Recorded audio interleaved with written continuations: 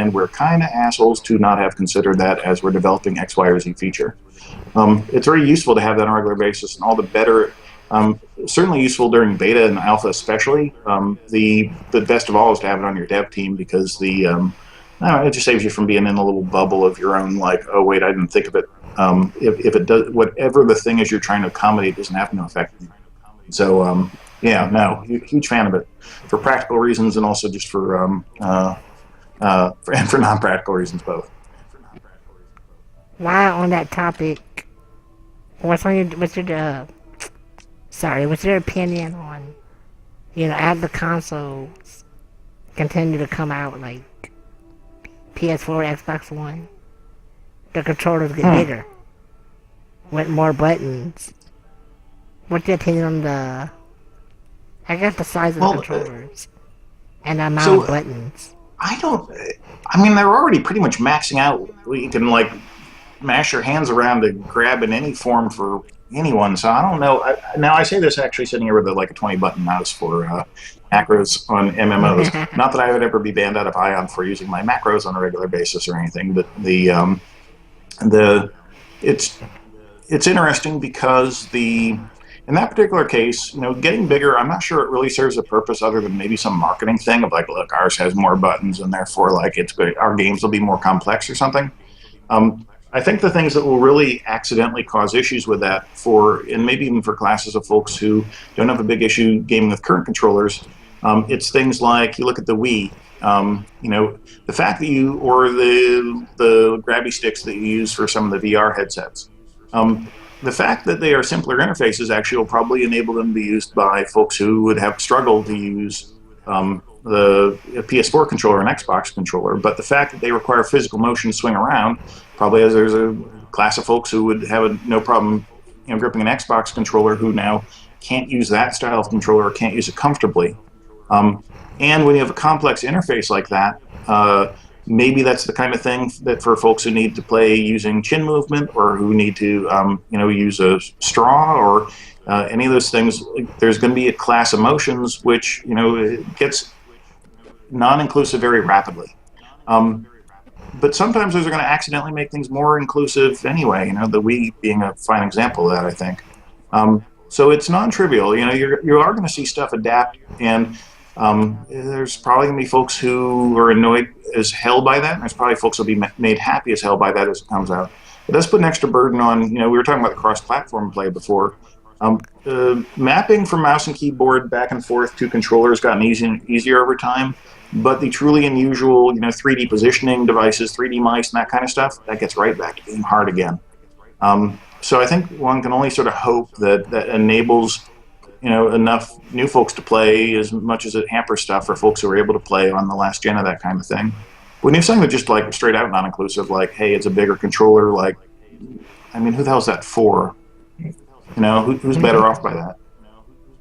Steam controller is probably another example. The fact that you have effectively a smooth motion D-pad is going to be good in some ways and it's going to suck in some ways. Abby asks, because she wasn't here for the first part of the stream, if you could reshare your story about how you became a developer and got into absolutely. business. I went to when I went to college, I banded up with some guys who were really good friends of mine, and we decided we wanted to get in the games industry. And so, because I knew I wanted to since I was like 7. Literally, if you asked me at 7 what I'd be doing at 40, whatever, I would say pretty much this.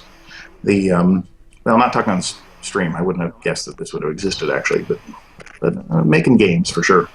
And when we applied to places at entry level, even as programmers, we came from a pretty good school, the bulk of us. The guys who founded Turbine, half came out of Brown, half came out of MIT. And that's a pretty solid pedigree, but even with that, we couldn't get real frickin' jobs. And so when we made the company, we very much intended that, it wouldn't, we didn't think it would work for real, but we figured we'd give it a good shot. And we figured if nothing else, we're going to learn, just having done it, getting experience doing small business stuff, getting experience doing programming, doing design, doing the art, we were going to learn a ton no matter what. And I actually, people ask me sometimes, hey, how to get in the games industry, and I really strongly feel like, I mean, I maybe I have the bias of, my first thing that really probably should have failed, lucked out and succeeded with Turbine. But I think everybody ought to take that shot, and do it as early as possible, because things happen in life that are going to keep you from wanting to take those risks. But I don't know. I think most of the time you don't actually get bit by it that hard. When you're a kid and you're barely what are you risking? Your like entry level job doing whatever the heck else you were going to do. Um, yeah, well, who cares? You set yourself back, with your McDonald's job by 2 years by going and trying to do a game company, even if it flopped. Was it really so horrible? But there's constraints that happen. There's physical constraints. There's if you have kids, then you can't take those risks no more because there's other people depending on you for it.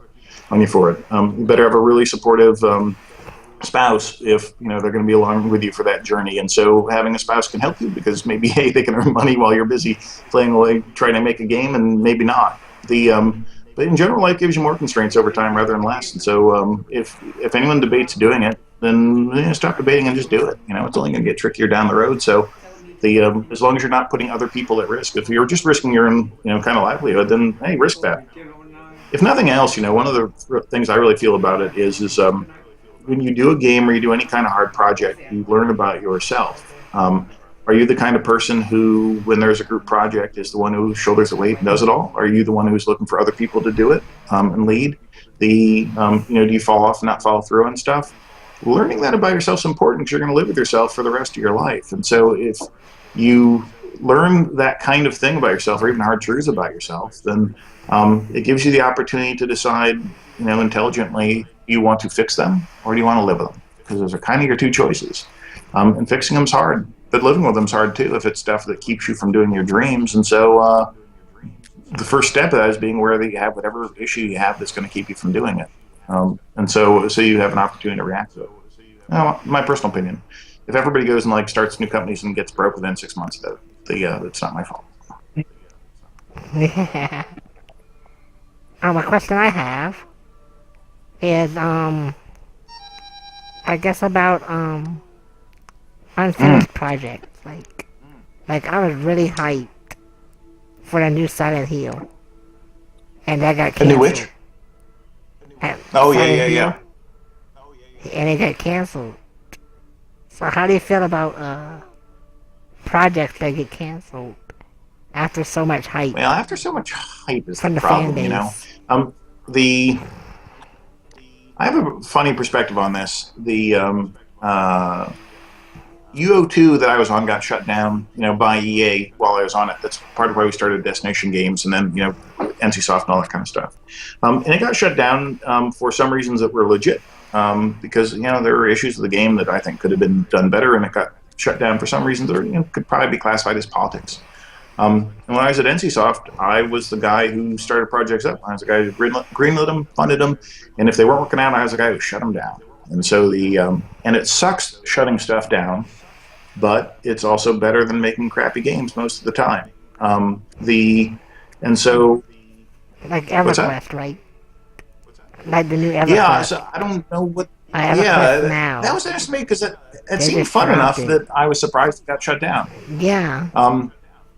Because fun is kind of the wherewithal, but they must not have but a lot more when you're on the team, and the stuff that leaks out. I know folks who are on that team. I know the execs who used to be there. I know lots of folks nearby it. But even with inside skinny on that, you don't really know what the heck happened unless you were there. The most games that get killed though get killed for probably a pretty good reason, because it's unless you just flat out ran out of money. It's really hard to kill a game. It takes a lot of chutzpah, because a lot of people usually love it on the team. You're kind of hurting people's livelihoods while you do it. There's a lot of pressure to not shut it down. And there's, the sunk cost fallacy, if you're familiar with that, is that, hey, we put $40 million into this thing. It's only going to take $10 million to finish it. And so we can get a $50 million game, but if you just pretend the past didn't exist, if we spend $10 million now, we get a $50 million game out of it. On one level, that makes sense, and one level, that leads you to do some really stupid stuff. And so there's not a real easy question on that, but I certainly have a probably more nuanced view on that because I have been less often on the receiving side, I guess, of having a game shut down, and less often on the a game I was really looking forward to got shut down, and more often I'd be the guy who actually shuts them down. Um, and and that's tough. That's tough.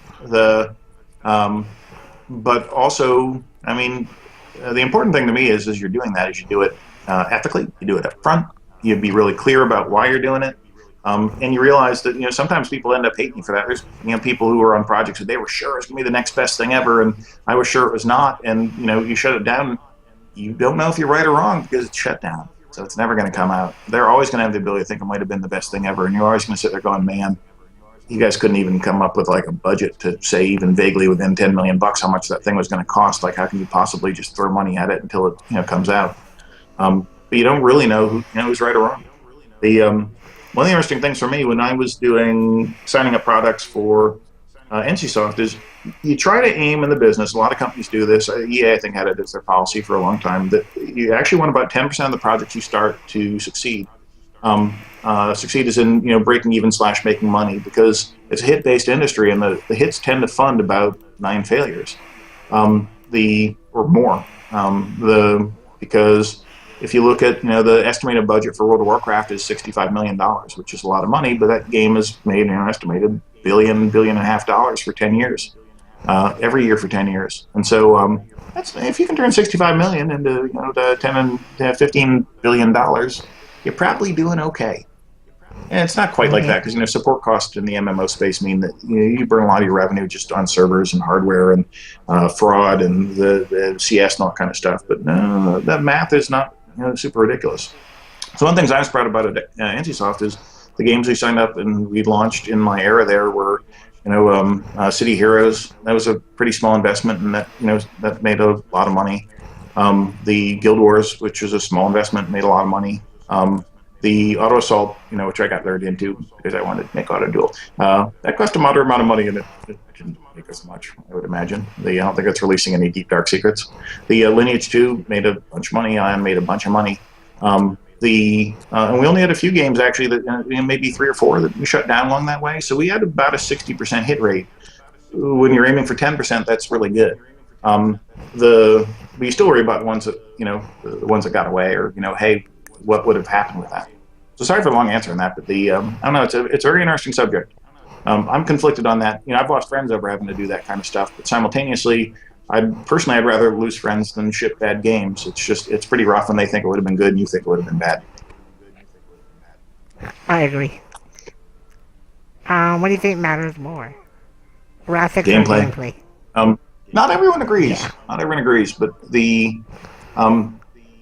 I think you look at Indie's a great example of that, where there's games out there that look like poo, but they play well, and so they're fun and you love them. Or you play the old school games that now they don't look great on this day and age, but man, the gameplay's so compelling about X, Y, or Z. But in general, the truism is you want graphics to bring people in, and then you want gameplay to make them stick, and that's pretty accurate. If you're funding a new game, look at games on Kickstarter. It tends to be the more attractive games that really get traction on there, in part because that's the marketing thing in action, where if it looks good, then you put money into it. So often in the indie space, you'll see either games with great design that don't look very good, or that have great art but don't play very well. And man, you see a crossover. Darkest Dungeon's a really good job of having such good, cool art style. Not that it's the most high-end, it's not 3D art or anything to my knowledge at all, but the looks good. It's a good art style. And then that paired with the design that gets that same element of it, that's wonderful, and those two things can kind of bounce off each other. There's an elegance to that when those two things can kind of inform back and forth. Another question that I personally have again. For shooter games, I'm really picky on a shooter game. Because if I shoot somebody, in a headshot, they should die and not take 20 bullets or a full clip. Or whereas if you shoot somebody in the leg, it shouldn't do as much damage as it does for a headshot.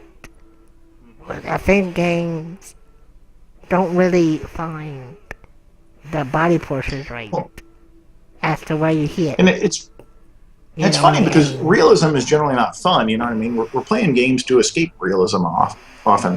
Like the real world has